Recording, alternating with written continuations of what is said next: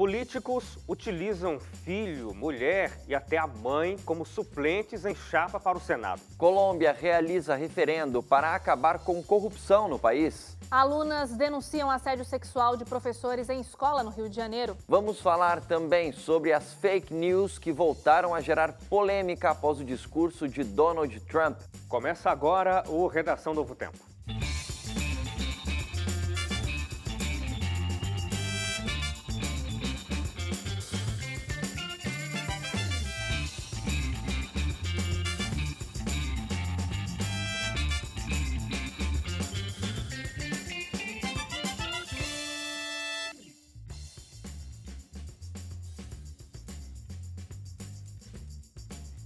Olá, seja bem-vindo ao Redação Novo Tempo. Nessa semana a gente está começando o programa no domingo, geralmente só tem a reprise no domingo, mas como a gente teve Anjos em Ação neste último sábado, o Redação Novo Tempo está sendo exibido pela primeira vez no domingo. Então, um bom domingo para você que está acompanhando a gente a primeira vez e para você que está na reprise, bom qualquer dia que seja reprise aí. Dia. Exatamente. Bom, e sem o Wagner também, porque o Wagner está nos compromissos especiais aí, não esteve aqui com a gente, ou não está aqui com a gente. Mas Gabriela Frontini está de volta, jornalista. Seja bem-vinda, Gabi. Sempre um prazer estar aqui com vocês, passar momentos agradáveis, relembrando os principais fatos da semana. É a alegria da semana, né? Não, Gabi? Fala a verdade, né? Não, é bem divertido, é bem gostoso. Viu só? Muito bem. Oi, Hélio. Oi, Suzane. Tudo bem com vocês? Tudo certo, Tudo Leite. certo. Muito bem. Olha só, você pode participar com a gente também aqui no Redação Novo Tempo, facebook.com/ntjornalismo e @ntjornalismo. Você fala com a gente no Instagram. Agora, se você quiser rever aí as edições do Redação Novo Tempo ou saber mais de outros programas do Departamento de Jornalismo da Rede Novo Tempo, você pode acessar o nosso blog e o nosso site, novotempo.com/jornalismo. Alguém tem algum abraço para dar? Porque eu tenho 2 abraços para dar, mas eu vou deixar alguém falar se alguém quiser. Não? Não, pode mandar o seu. Então, beleza. Eu vou mandar um abraço, que é o seguinte.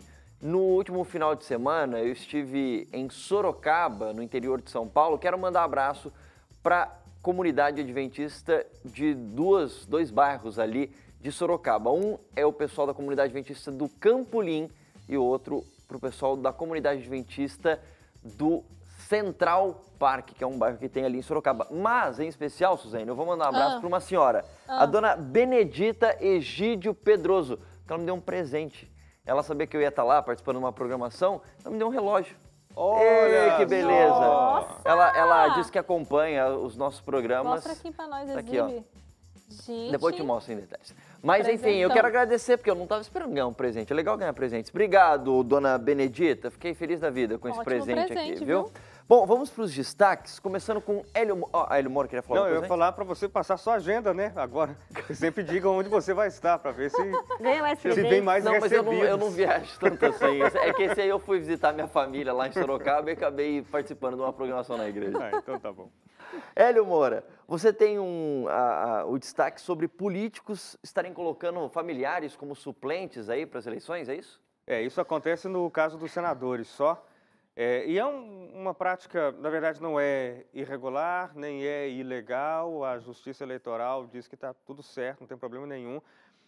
Embora seja absolutamente e visivelmente um equívoco. Pelo menos é o que eu penso, e é o que boa parte de qualquer de analistas políticos Né? entendem. Porque, veja, quando você vota num prefeito, o vice está junto. Mesmo que o vice não faça campanha, não sei o quê, mas você sabe que tem um prefeito e um vice-prefeito, e eles estão ali juntos o tempo todo. Inclusive, tem gente que deixa, depois dos fatos mais recentes da história política brasileira, passam a pensar em quem é o vice na chapa para então poder dar o seu voto. Quando você vota num deputado, você escolhe, teoricamente você está escolhendo o deputado, e se alguma coisa acontecer com esse deputado, depois o mais votado é que vai subir, né? Vai, de acordo com o coeficiente eleitoral é que vai subir para o cargo. No caso dos senadores não é assim. Um senador que tem um mandato de 8 anos, e aí neste ano a gente vai escolher 2 senadores, é sempre assim, numa eleição a gente escolhe um, na outra eleição a gente escolhe 2 senadores e eles têm 8 anos de mandato. E aí o que acontece? O senador é eleito e aí ele já tem na chapa dele o primeiro suplente e o segundo suplente. E essa escolha para os suplentes não importa. Pode ser a mãe, pode ser o pai, pode ser o cara que está bancando a campanha dele, pode ser qualquer pessoa indicada pelo... Pode ser qualquer pessoa. Mas é de conhecimento público, né? É falado como são falados os vices, ou não? Você já viu na Não. campanha, em Saber alguma quem é o campanha de suplente, senador? Olha, eu sou candidato ao Senado e o meu suplente não, Eu não estou tem. acostumado a ver isso mais com deputados, mas realmente com senadores, Senadores eu não tem. lembro de ter Na visto. urna eletrônica, quando a gente vai votar para o senador, na urna eletrônica, aparece a fotinho, o nome do primeiro e do segundo suplentes. Mas eles não são políticos, eles não fizeram campanha. A campanha é do candidato ao Senado. E aí o que acontece, e é muito comum, o senador assume o cargo e aí já assume um ministério, ou uma secretaria, ou sei lá. Com o afastamento do senador é o suplente que assume. Então a gente tem aí cerca de uns 25% a 30% dos senadores em atividade são suplentes. Ou seja, são pessoas que o eleitor nunca viu na vida, mas estão tomando as decisões mais importantes do país, sem ter recebido um único voto. E pode acontecer mesmo, porque eu lembro que nas últimas eleições de 2014, eu votei para um candidato para deputado federal, aí não deu 6 meses que ele tomou posse, ele se tornou secretário de, acho que, turismo, num governo de um estado. Agora eu voto aqui em São Paulo, enfim. E aí quem assumiu foi o suplente dele, entendeu? E aí, realmente, o eleitor, pelo menos eu, me senti assim, puxa, mas eu votei para esse cara, não votei para o suplente dele, né? E é uma coisa que acontece mesmo. E aí, assim, é uma coisa que poderia ser, assim, como eu falei, não está errado. Então, não tem problema nenhum o senador escolher quem ele quiser para ser suplente. Mas essa era uma coisa que deveria ser mudada na nossa legislação eleitoral. Se o camarada foi eleito, então a gente deveria saber exatamente quem vai ficar no lugar dele caso ele saia, porque essa prática de tirar o senador é muito comum, tanto que são 8 anos, então o camarada que é senador, ele 2 anos depois de ser eleito, ele pode concorrer à prefeitura da cidade. Se não ganhar, tudo bem, ele volta, 2 anos depois ele tenta o governo, o governo do estado. Não der, ele continua ali. Então, é uma amplitude tão grande de tempo que dá para fazer muita coisa estranha. Gabriela Frontini, o seu destaque tem a ver com o fato da poluição prejudicar a inteligência das pessoas, é um estudo? Como é que é isso aí? Exatamente. Um estudo publicado na China, que ouviu mais de 20 mil pessoas, se eu não me engano, entre os anos de 2010 e 2014, mostrou que realmente a poluição não causa só aqueles danos à saúde que a gente está acostumado, né? Quando a gente fala em poluição, a gente pensa logo no sistema respiratório, respirar aquelas partículas, né, de gás carbônico, outras coisas que possam fazer mal para a gente. Mas vai muito além disso, né? Ele pode mudar o nosso cérebro. Eles fizeram essa pesquisa aplicando testes de linguística e de aritmética, né, matemática, e viram que realmente as pessoas expostas a um alto índice de poluição, os testes são bem piores do que os outros. E isso equivale a uma perda de 1 ano escolar. Então, assim, é bem preocupante isso. Eles escolheram um bom lugar para fazer essa pesquisa, né? Na China. Sim. Na China, exatamente. E, na verdade, assim, a Organização Mundial da Saúde fala que 98% dos municípios que têm mais de 100 mil habitantes e são em lugares pobres ou que ainda estão em desenvolvimento, possuem a poluição além do que a organização permite, né? Então, deve ser muita gente no mundo inteiro exposta a um alto nível de poluição e, por isso, pode ter uma perda cognitiva significativa. Coisa importante aí para pensar. Agora, falando ainda de questão de saúde, Suzane Lima, tem uma outra pesquisa que diz que não existe nível seguro para o consumo de álcool. Obviamente que muita gente já sabe há bastante tempo que álcool não faz bem de jeito nenhum, mas tem pesquisa que vez ou outra fala que um pouquinho ali, uma tacinha de vinho pode ser bom e tal. Obviamente que você estuda um pouquinho, você descobre que não é necessariamente o vinho, mas essa pesquisa está dizendo que tem mais coisa no meio aí que faz mal do consumo de álcool. Essas pesquisas da saúde deixam a gente confuso, né? Porque ora um produto faz bem, ora aquele produto faz mal. Mas todo mundo sabe que o álcool, né, em si realmente é muito prejudicial para a saúde. Só que como já tiveram essas pesquisas falando do vinho, principalmente, da taça de vinho, mesmo usando a questão das propriedades da uva, na verdade, mas esse tantinho de álcool que está lá na taça não vai interferir, não vai fazer mal. Esse estudo ele vem para confrontar exatamente esse tipo de pensamento, porque eles fizeram um estudo, e foi um estudo longo, desde 1990 até 2016, em 195 países. Então, assim, foi um estudo com bastante propriedade durante muito tempo, né, em países diferentes, com estilos de vida diferentes. Tem países mesmo que, por exemplo, tem um alto consumo do uso de álcool, outros que não, enfim. Então, eles mostraram isso. E essa pesquisa revelou, de uma maneira resumida, mais didática, que quanto maior as doses de álcool que a pessoa consumia, maior a probabilidade dela sofrer com doenças como, por exemplo, o câncer, que é uma doença bastante relacionada ao uso de álcool. É óbvio que quem nunca tomou nada de álcool está sujeito, né, a desenvolver um câncer. Não está isento da situação. Mas se ela bebe uma dose, ela aumenta para um X porcentagem do risco de sofrer câncer. E se ela vai para 5 doses, por exemplo, chega a ser 37% maior do que uma pessoa que não bebe nada, né? Então, esses dados vieram comprovar e mostrar que sim, o uso de álcool, por menor que seja, ele é prejudicial para a saúde.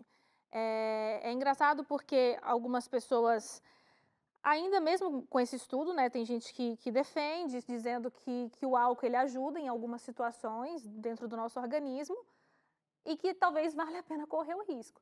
Mas tem outro lado que bate forte dizendo que, olha, o álcool até pode ajudar em algumas situações, mas o prejuízo é muito maior, então não compensa. Ou seja, beber não faz bem, nem em poucas doses. É interessante pensar uma coisa por trás disso, é que muitas vezes quem está por trás de pesquisas que falam que o álcool pode fazer bem, uma tacinha de vinho e tal, são empresas que patrocinam isso, inclusive, e que vendem vinho, são da indústria do vinho, ou seja, você vende você patrocina uma pesquisa que vai falar bem de um produto que você vende, entendeu? Acontece com o café. Com café também, mesma coisa. Eu até lembro das nossas discussões aqui falando do álcool, né? O cigarro teve uma época também que foi difícil bater na tecla que fazia mal à saúde. Talvez esse seja um estudo assim precursor que mostre que o álcool é prejudicial sim e que de repente, por que não, daqui uns dias a gente vai ver campanhas mais assim bastante explícitas como a gente tem do uso do cigarro, por exemplo, né? É difícil porque um dos maiores anunciantes são, né, as empresas de bebida alcoólica. Né? Muito bem, eu tenho um destaque aqui para colocar para vocês. Quem acompanha a gente, de repente, no estado de Roraima ou do Rio de Janeiro, já está bem por dentro disso, porque nessa semana que passou, foi prorrogado no Rio de Janeiro, por mais 6 meses, 180 dias, a presença da Força Nacional, o Exército, na cidade do Rio, ajudando ali em questões que têm a ver com, coloquei aqui, apoio a órgãos de segurança pública, ações de policiamento ostensivo, polícia judiciária, perícia forense, enfim. Agora, foi aprovado também pela presidência o envio de tropas do Exército para ajudar na segurança na cidade de Boa Vista, em Roraima, por conta dos recentes conflitos aí entre brasileiros e venezuelanos na capital do estado de Roraima. E a governadora do estado já tinha pedido essa ajuda, entre outras ajudas, né, que eles têm pedido por conta da entrada massiva de venezuelanos no estado de Roraima.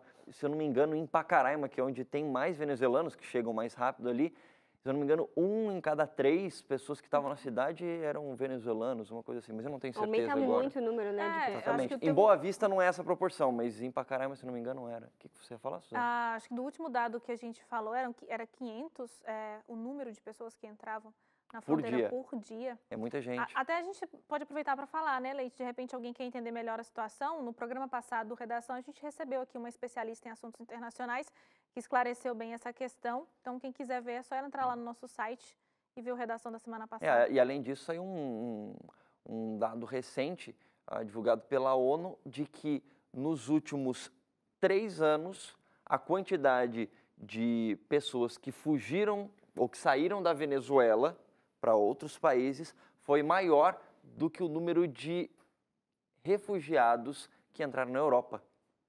Então, a crise na Venezuela, na questão de pessoas saindo de um país ou de uma região, está maior nesse momento, nos últimos 3 anos pelo menos, do que outros países aí. Você ia falar alguma coisa? Eu ia falar, já que a Suzane deu o site, né, para quem quiser rever o programa passado, que falou um pouco mais sobre isso, a gente também quer fazer uma propaganda aqui do Realidade em Pauta, porque a gente abordou esses 2 temas, cada um em um programa, né? Tanto a questão da intervenção militar, mais especificamente no Rio de Janeiro, que é para uma outra questão, né, não tem a ver com os imigrantes, mas pela violência do local ali. E também a gente fez um Realidade em Pauta sobre a crise da Venezuela. Então, quem quiser rever os programas, está lá no nosso site, jornalismo. Ah, é verdade. É só entrar no íconezinho do Realidade em Pauta, vai na seção Programas, e daí pelos títulos você vai encontrar esses que a Gabi acabou de mencionar. novotempo.com/jornalismo. A gente vai fazer um rápido intervalo e na volta nós vamos discutir a corrupção que foi alvo de um referendo na Colômbia e entender o que pode ser feito no nosso país para combater esse mal que é a corrupção. Na volta vai ter outra pessoa apresentando aqui, um de nós aqui vai estar apresentando o próximo bloco. Até daqui a pouquinho.